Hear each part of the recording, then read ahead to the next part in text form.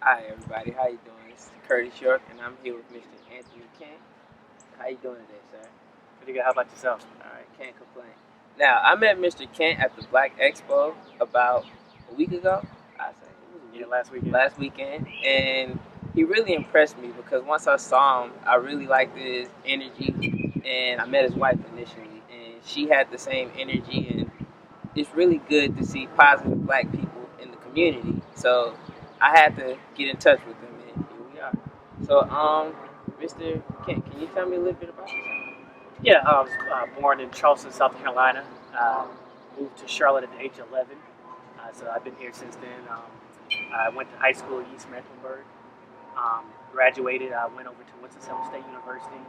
Got a bachelor's in management information systems. Prior to graduating, I had several job offers, and I decided to go with the National Aeronautics and Space Administration, which is NASA. Space shuttles, everything. Yeah. So it's kind of like a dream come true coming out of college. I don't know too many people that can ever say they worked for NASA. So stayed down there for 2 years. At first, I was actually at headquarters in Washington D.C. for a while, and then they shipped us down to Stennis Space Center. It's in Louisiana, Mississippi, on the borderline. So the base is actually the size of a small city, and that's actually where they test the rockets at. So they're on the base, they're testing the rockets. You actually hear the building shake.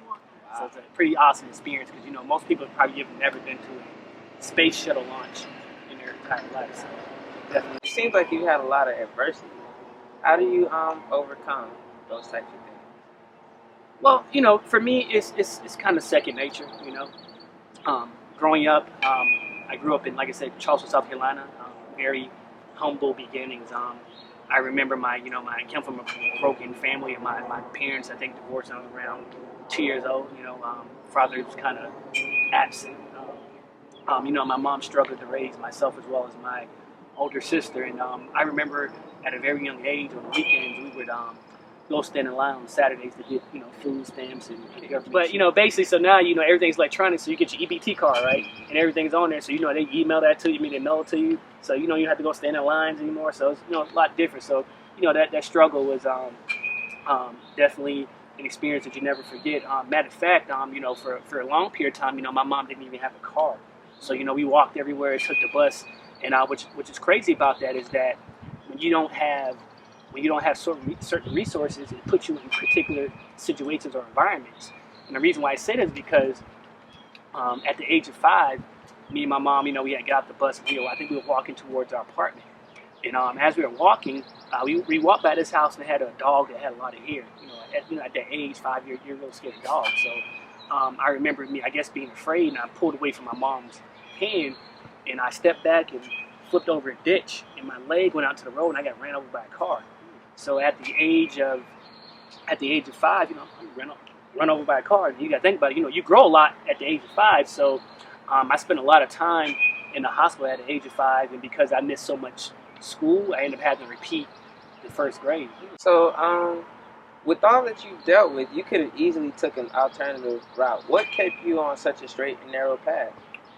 Well, to be honest with you, man, like you said, I didn't come up in an environment where knowledge to get ahead was readily available. Kind of had to learn through trial and error. And I really didn't have a lot of mentors growing up in my life. I had some people came in and out that were influential at very strategic times in my life. But what really kept me going on is the feeling of not wanting to be in the same financial situations that I've seen my family go to. Really wanting more for yourself, for myself, as well as my future family. So growing up, I think one of my God-given gifts was the gift of wisdom. I never had really anybody sit down and say, "Hey, Anthony, you should do this, you should do that." Things kind of always came naturally. And the reason why I say naturally because I was very always observant of what other people did. Actually, I was one of those individuals that grew up watching MTV Cribs, Lifestyles of the Rich and Famous, and people laugh because you think you can't learn anything from TV, but actually I did, because what I was doing was I was watching and seeing all these things that people had, and so. But what I did was I was asking myself, okay, well, how does this person get it? Where they go to school at? Were they educated? Did they start their own business? I'm like, well, okay, well, if I want some of the things they have, guess what? I have to somewhat duplicate some of the same initiatives that they put in place. So that's what kind of gave me my strive, wanting to, kind of end a generational thing of financial struggle. Okay, let's move on towards the book. Now, in the first chapter, I noticed that there's a lot of stories about different people like Jonathan and Harold and Noah. Are these people that were actually in your life, or are these just fictitious people? So those are real characters. Those are real people. Those are true stories. All those events actually happened. So my reasoning for putting those stories in the book is I wanted to give you a realistic understanding of these are some of the struggles that people go through. Being in an environment, you might get exposed to certain things. Because how people say a lot of people aren't a product of your environment, but people are a product of their environment. There are people that actually have the opportunity to get out, or you have to want better. But if you don't want those things, then typically you might become a product of your environment. So these people were essentially, a product of their environment. They chose some of the wrong paths, and that affected them financially. And the reason why I put that in the book is that I want young adults to understand that, hey, even though you're 14, 15, 16, you decide to drop out of high school, you might not think that's financially impacting you now, but once you hit 18, 19, 20, and you're trying to figure out, hey man, how can I buy this nice car and afford a house off of making minimum wage because I didn't get an education, that stuff's going to catch up with you later. So I'm pointing those things out in the book to make sure, hey man, these might be some of the situations that you might be involved in, or some of your friends, and you want to make sure that you're not putting yourself in that situation. Also, too, you want to motivate your friends to no longer be in that situation as well. You don't want to go down that path. Like, for example, if you see a friend that you think is involved in some gang activity or going down the wrong path, you want to pull them back in and say, hey, this isn't a lifestyle that you want to live. So what would you say to the children that think about the NBA or the NFL and they feel like they're going to be that rapper? What would you say to them to kind of not kill their dreams, but at the same time keep them focused on what's important? I know you kind of touched on that in the football section. Yeah. So the chapter on sports and education is really designed to give young adults as well as aspiring athletes the realistic understanding of what sports are really like. You watch the NBA, you watch the NFL, you watch some other major sports, and you see the glitz and glamour, right? But what you don't see is the work that these people put into. Like, for example, there's Stephen Curry has created this craze among young adults thinking that everyone can shoot threes, and that's just not realistic. They don't understand the time that Stephen Curry puts in the gym. Also, too, his dad was an awesome shooter, so his dad worked with him in the shot. There's a difference between someone on a daily basis shooting 300 jumpers with 300 three-pointers and you just only shooting threes when you're playing a game. That person wanted to get to that level. So when you don't understand the level of work it takes to get to that level, your perception of sports can be a little misconstrued. But in addition to that, I also wanted to make it clear that they need to understand that when you're an athlete, these schools are making tons and tons of money off of you. Which is nothing's fine because business is good, but you need to understand that if it wasn't for you, how would they make this money? So in essence, when you're playing sports, is really as well as on the college level, it's like having a full-time job. Like, for example, if you want to be a doctor or if you have a challenging major, it's almost unrealistic to think that you can perform well in school and then also focus on the sports. You got to kind of give one up sometimes, right? Exactly. And also too, in a chapter I talk about clustering. When I'm talking about clustering, I'm saying that when you go into this sports program, and you might want to major in computer science or engineering, but they're saying, hey son, we think you should take general studies, because it's not that challenging. It doesn't have a challenging workload, right? But that's going to hurt you in the long run, right? Now, because everyone's not going to go to the NBA, everyone's not going to be a lottery pick. Majority of them going to get hurt. And that's just real life. So in addition to the understanding with the majors, I also want to make sure they understand that, hey, when you're in college, or if you do go to the league, you need to have a backup plan. And that's why the education piece is very important. If you watch a lot of these former athletes, like your Charles Barkleys, your Michael Jordans, your Jamal Mashburns, your Kenny Smiths, your Shaquille O'Neals. You know, you see them in analyst roles. You know, so they've developed a skill set over time to where, hey, you know, I'm no longer playing basketball, but guess what? I can still go and have this role, which allows me to, generate income for myself. So I'm just not, and I also want to understand, like, there's a lot of taxes involved in sports too. So you might play in one city, but when you go to these different cities and play, you get taxed there as well. Go overseas, you get taxed. They just need to understand the reality behind that and incorporating the finance part. Let's say you went and bought this $3-4 million home, which is fine when you're making $20 million a year, but when you retire, guess what? You still got to pay taxes on that upkeep. So once you stop playing, do you need to downgrade to a smaller home? Just wanting to make sure they have a realistic understanding of how sports and money works, because a majority.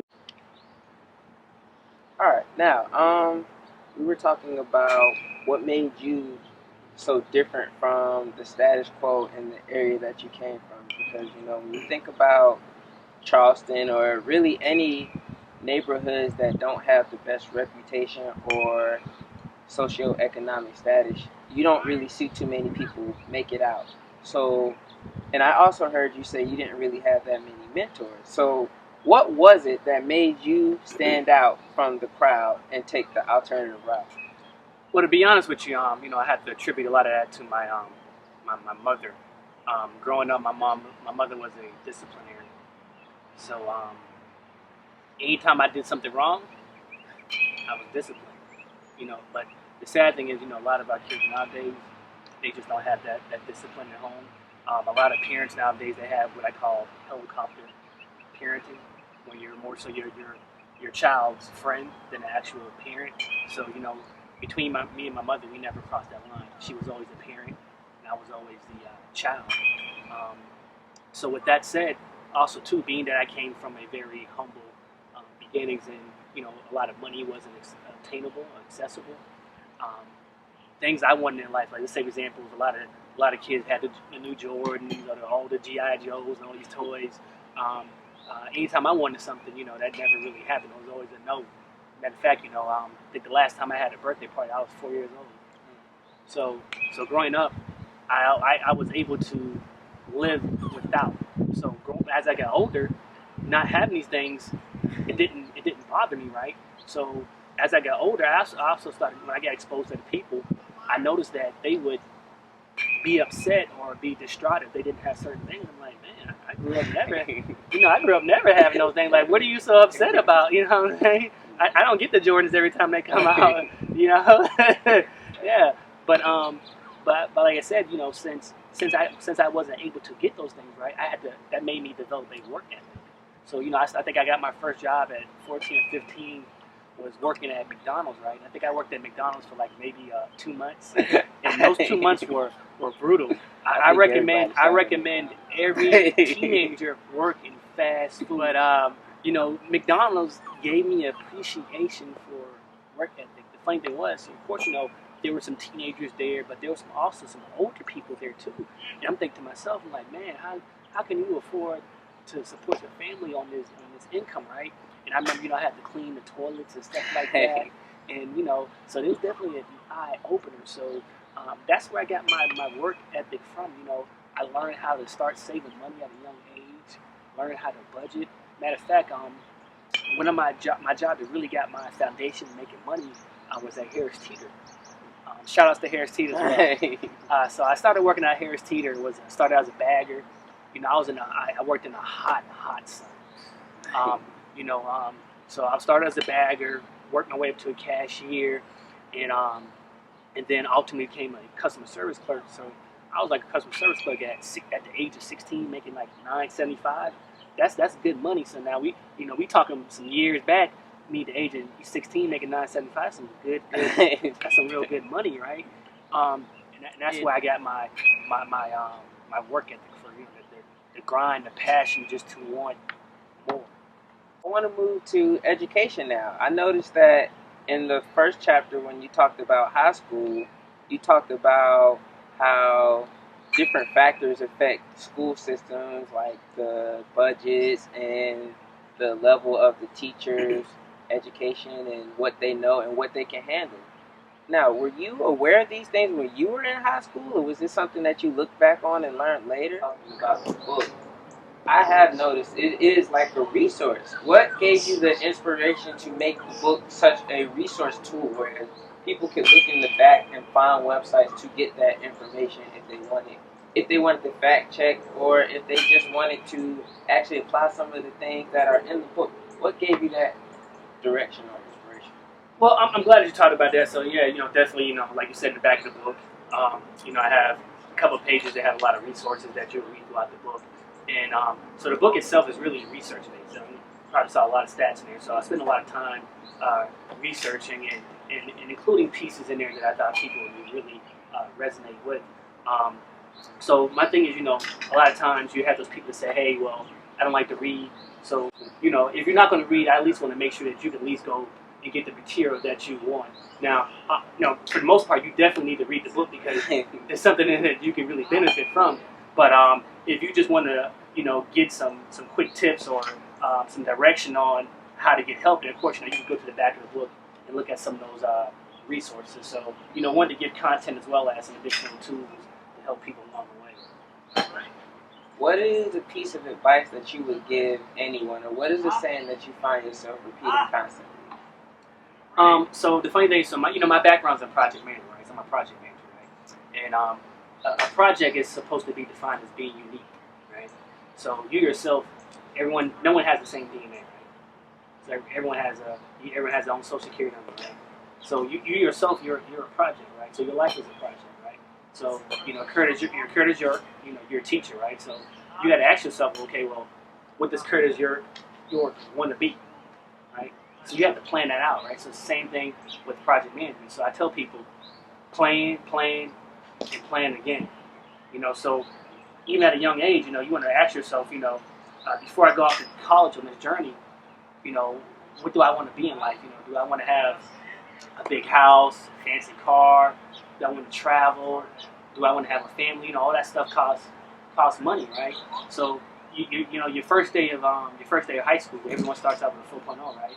So before you get to high school, you need to be asking yourself, man, what do I want to major in? What school do I want to go to? You need to understand the requirements to get to that school. You need to make sure that you're taking challenging classes, you're getting the right GPA, you're taking test strategies to make sure that you perform well on the SAT and ACT. Where can people go to find out more information about you? To find out more information about me, you can visit www.theyouthadvisor.com. Again, it's www.theyouthadvisor.com. Also, follow me on social media. Everything is The Youth Advisor. And you can also hashtag Ask the Youth Advisor. And my phone number is 704-659-3922. And my email address is theyouthadvisor@gmail.com. Thank you for your time. I definitely appreciate you, and I'm pretty sure the people will appreciate you because the information you provide, people really need to hear it. And a lot of people don't know where to access it or how to get in touch with it. So I really feel like the book is going to be excellent.